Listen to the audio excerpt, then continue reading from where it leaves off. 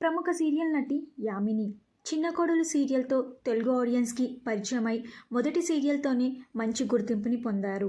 ఆ తరువాత పుట్టింటి పట్టు చీర, ముత్యాల ముగ్గు, తూర్పు పడమర, మీనాక్షి ఇలా వరుస సీరియల్లో నటించి తెలుగు ఆడియన్స్లో మంచి గుర్తింపుని పొందారు. యామిని తూర్పు పడమర సీరియల్ తర్వాత ఏ తెలుగు సీరియల్లో కనిపించలేదు. యామిని సీరియల్స్కి దూరంగా ఉన్నారు. అయితే యామిని ఇప్పుడు పెళ్లి చేసుకోబోతున్నారు. యామిని తన హల్దీ ఫంక్షన్ని తన ఫ్యామిలీతో చాలా గ్రాండ్గా జరుపుకున్నారు. కానీ యామినికి కాబోయే భర్త ఎవరు అనేది ఇంకా రివీల్ చేయలేదు.